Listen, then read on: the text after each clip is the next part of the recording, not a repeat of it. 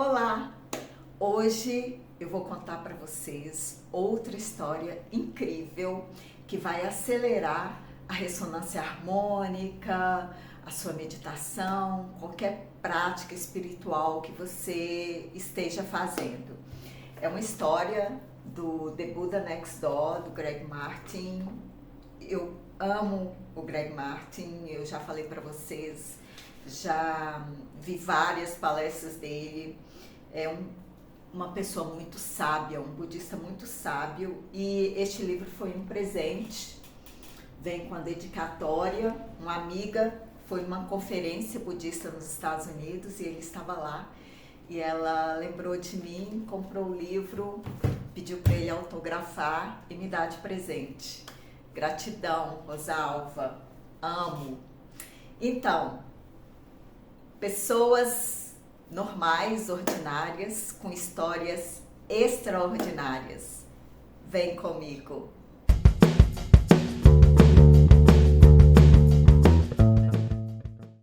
A história de hoje é da Katy Hobson e o Greg Martin intitulou Felicidade. E ele começa com a seguinte frase: não é a alegria que faz a gente se sentir grato, ter gratidão, mas é a gratidão que nos faz ter alegria. Essa frase é do David Rust. A Katy fala que após 10 anos de casamento, ela e o marido resolveram aumentar a família e ter um filho. Só que foi muito difícil engravidar, então ela recorreu a vários especialistas, tomou várias injeções, fez inseminação artificial, mas mês após mês, ano após ano, era só decepção. E isso fez com que ela se sentisse inadequada, menos mulher, com baixa autoestima, e levou a ela a ter vários problemas, né, emocionais, a ter depressão. Durante esse período, ela fala, né, que eles iam muito ao hospital porque o marido dela começou a passar muito mal.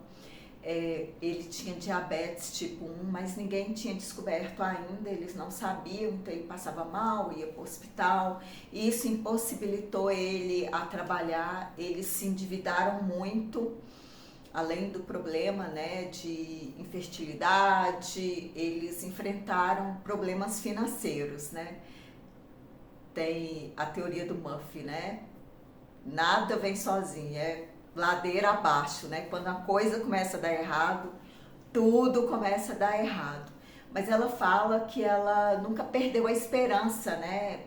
Sempre ali meditando, se esforçando na sua prática budista. Ela fala, depois de 6 anos de tentativa de engravidar e esse problema do marido dela, né? Eles contraíram muitas dívidas e foi um momento muito difícil. Mas mesmo assim, todo mês ela guardava um dinheirinho porque ela queria ir ao Japão para um treinamento budista, porque sempre que a prática dela não estava boa ou que ela estava num momento difícil, ela recorria a alguns treinamentos, encontros budistas para renovar as esperanças. E sendo assim, ela conseguiu juntar um dinheirinho que dava para ela e para o marido irem ao Japão para um treinamento. Lá no Japão, nessas conferências budistas, como sempre acontece em grupos religiosos, espiritualistas, tem muitos relatos. E lá eles encontraram um veterano budista, né, que contou a história que ele teve um câncer muito grave, que os médicos deram apenas 6 meses de vida para ele, e que ele se recusou a aceitar, né, esse prognóstico, essa sentença de morte, e ele começou a meditar. Nesse tempo ele meditava 6, 7 horas por dia para a cura dele, e isso foi há muitos anos, né? Já estava há quase 10 anos, ele estava bem de saúde, E hoje ele meditava apenas 3 horas por dia.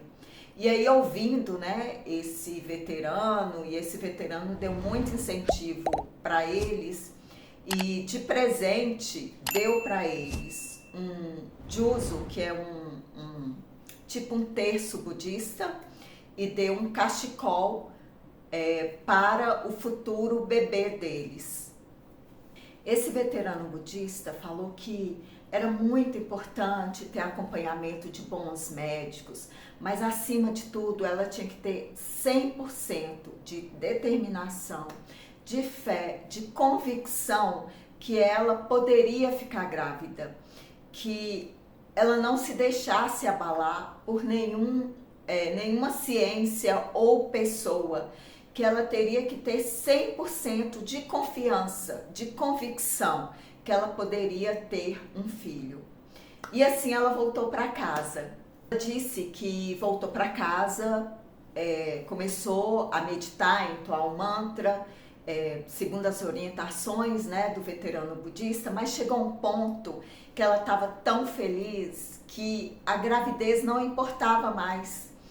Pouco importava se ela ia conseguir ficar grávida ou não. Ela estava muito feliz. Tudo estava no seu lugar. Tudo era como deveria ser. Ela estava assim radiante. É o soltar que o professor Hélio Couto fala, né? E aí o que aconteceu? Ela ficou grávida, sem nenhum tratamento, sem nenhum medicamento, ela ficou grávida. Ela perdeu a criança porque foi uma gravidez ectópica, né, fora do útero. Então ela teve, eu não sei se ela teve um aborto ou teve que retirar a criança, enfim. Ela perdeu a criança porque a gravidez se desenvolveu fora do útero. Mas ela ficou tão feliz porque antes ela achava que ela não poderia ter filho, né? E hoje ela sabia que ela poderia sim ter filho, que não tinha problema com ela poderia gerar uma criança. E assim foi, ela ficou grávida novamente, sem tratamento, sem nada, só no soltar e na meditação ela ficou grávida novamente. Então ela fala que 6 meses depois, sem nenhum tratamento, ela ficou grávida, a criança nasceu a termo, um filho maravilhoso, e ela fala que tudo que ela passou a ajudou a ser uma mãe boa, a mãe que ela sonhava ser para o filho dela. E aí, quando a criança estava com 8 anos, o karma se manifestou novamente. Ela começou a apresentar uma dor horrível no ombro e ela foi no médico e o ortopedista, né, falou que ela estava com um tumor na coluna e que precisava ser operado imediatamente. E isso ela ficou 4 meses imóvel numa cama. E durante esse período foi um período de muita meditação e muita reflexão também. Foi um período de crescimento, né? Ela transformou o veneno em remédio. Durante a meditação, a sua reflexão, né?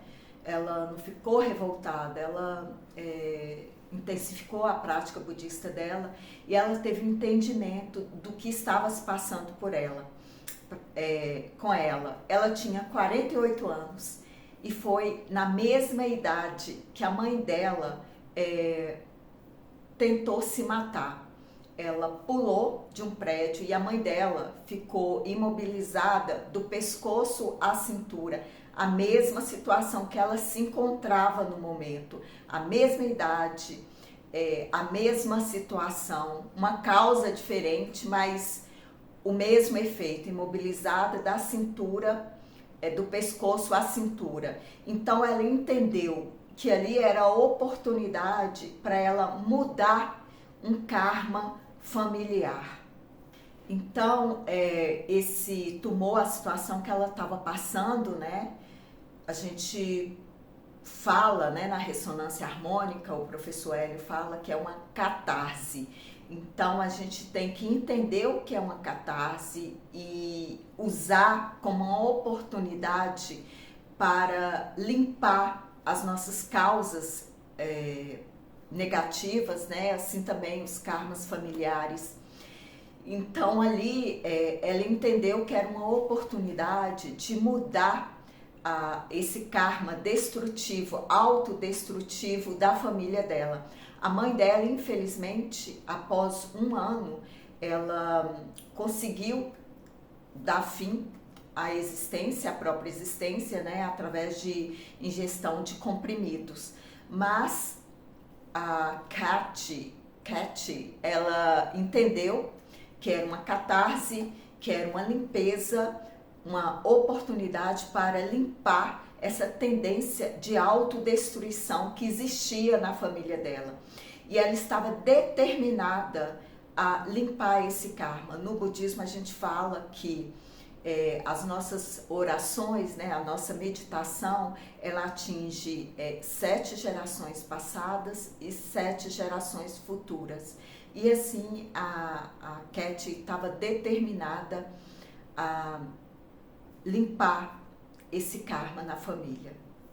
Ela fala, apesar da prisão física, né, que ela estava imobilizada do pescoço à cintura, ela se sentia livre. Ela se sentia livre e feliz porque ela estava mudando, através daquela catarse, ela estava mudando o karma familiar, tanto o karma emocional, mental e físico, de várias gerações da família dela. Então ela se sentia muito feliz e livre. E assim veio o resultado da biópsia e era um câncer, e ela estava determinada a se curar e mudar toda essa história presente. No budismo a gente tem um termo que é Eshofune, que é a inseparabilidade do ser e do meio ambiente. Você reflete, o ambiente é espelho de quem você é, do que você está emanando, né? O presidente, professor Hélio Couto, também fala muito isso nas suas palestras. Por isso que quando a gente começa a fazer ressonância harmônica, algumas pessoas se afastam, pessoas do passado vêm para a gente resolver algumas coisas, outras pessoas entram na nossa vida em ressonância com o que a gente está emanando, né? Então, ela estava muito feliz, apesar de não conseguir tomar conta do filho, né, fazer as coisas, porque ela fez uma cirurgia na coluna, né, então ela estava com algumas restrições de movimento após os 4 meses de total imobilização, né. Então, algumas pessoas, alguns amigos budistas, outros não, foram visitá-la, alguns levavam presentes, levavam comida, alimentos, ofereciam para limpar a casa dela. E ela disse que, apesar da situação, ela nunca se sentiu tão afortunada, tão sortuda, por estar limpando o karma familiar e por estar tendo toda essa ajuda, né? Então, assim, por ela se sentir afortunada, né? A inseparabilidade do ser com o meio ambiente. O ambiente dela estava completamente afortunado também. Refletia o que ela se sentia internamente. Ela fala que quando os pais dela morreram, né? Ela estava sozinha. E hoje, né, naquele momento, o coração dela se explodia de gratidão, porque ela tinha várias pessoas com ela, dando apoio. Então, ela se sentia muito grata. Mas apesar de toda essa gratidão, de todo esse ambiente de acolhimento, de amor, ela estava aterrorizada com o câncer, com o diagnóstico de câncer, né? Quem não ficaria? Então ela procurou orientações de um budista veterano, né? Um bom amigo, contando, desabafando as angústias dela, falando que apesar de se sentir muito bem, afortunada, grata, a fé dela não estava muito forte em relação à cura, porque ela estava com muito medo, enfim. Então esse veterano budista que a conhecia desde o início da prática falou com ela que desde o início ela, em todos os desafios, ela tem sido muito emocional e tudo que ela viveu, tudo que ela é hoje foi devido ao que ela viveu e à prática budista dela. E que assim, ela não deveria se deixar abalar pelo que ela é superficialmente. Que o que ia fazer ela ter a vitória nesse desafio, né, que era o câncer, era a força que emanava do que ela é internamente, do que ela era internamente. Então ele disse isso para ela. Então ele falou, né, que a força que vai te impulsionar a vencer esse desafio está dentro de você. E ali ela entendeu que ser emotiva, ser movida pela emoção não é algo ruim, mas a gente não deve ser movido pela emoção superficial, a gente deve ser movido pela emoção interna, pela emoção da nossa centelha divina, do nosso eu superior. É essa emoção, é esse entusiasmo que deve mover a gente diante dos desafios. Entendeu que ser emotivo não significa que você não seja forte o suficiente para superar as adversidades da vida. E assim ela começou a fazer quimioterapia. No dia que o cabelo dela caiu, coincidiu com a visita de uma veterana budista. E quando ela viu a veterana, ela olhou e começou a chorar e falou: meu cabelo caiu. E então a budista veterana, né, a boa amiga no caso, sugeriu que elas meditassem juntas. E ela disse que foi uma meditação tão forte, tão incrível, que ela sentiu toda essa energia, toda a fé dela emergindo de novo, né? E aí a confiança total na sua cura. Então, com esse sentimento de felicidade, de confiança no futuro, né? Ela passou por um tratamento de 6 meses, se curou do câncer e começou a encarar a vida com mais positivismo, né? Com mais segurança. Depois de tudo que ela passou, né? Transformou o veneno em remédio. A prática dela se intensificou e ela teve certeza absoluta que tudo acontece como tem que acontecer, da melhor forma, apesar de todos os desafios. E um dia uma amiga dela a convidou para visitar outra amiga que estava passando pelo mesmo problema, por um câncer. Não era uma budista, mas eles foram lá para ela dar um incentivo, contar a história dela. E aí chegou na casa dessa amiga, elas conversando, entoaram o mantra um pouco, quando a filha dessa mulher desce a escada e fala que 2 aviões tinham se chocado no World Trade Center. Naquele momento ela disse que o coração dela gelou, porque o marido dela trabalhava lá. Então ela pediu para as duas, né, a amiga e a amiga da amiga, para elas entoarem mais um pouco o mantra. E ali ela teve a sensação que estava tudo bem, que não importava o que acontecesse, que a família dela ia ficar bem, que todos iam ficar bem. Então eles entoaram o mantra mais um pouco e aí ela voltou para casa.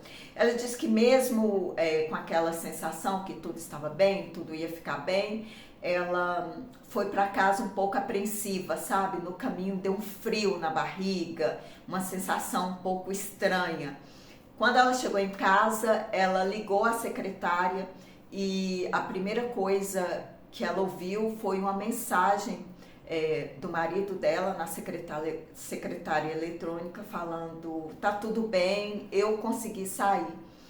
E mais uma vez, né, ela teve aquela sensação de unicidade com o todo, né, com o universo, aquela certeza que tudo estava bem, tudo acontece como tem que ser.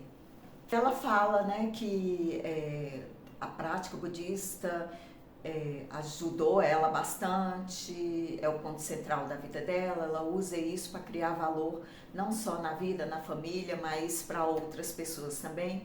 O que eu acho incrível nessa história é a questão da catarse, né? Ela contando o câncer dela aos 48 anos, que imobilizou ela. Foi o mesmo efeito, causas diferentes, mesmo efeito, que foi o que aconteceu com a mãe dela, também aos 48 anos, que foi imobilizada, né? Mesmo efeito, da cintura do pescoço até a cintura. Então mostra como devemos enfrentar a catarse, não ter medo, continuar fazendo as nossas práticas espirituais, junto com a ressonância harmônica. Se você é cristão, você ora, reza. Se você é budista, você faz a sua meditação. E assim a gente vai, porque é um processo, limpar é preciso. E é isso, gente. Espero que vocês tenham gostado. Deixem um joinha, compartilhem, deixem um comentário. É isso, muito obrigada, até a próxima.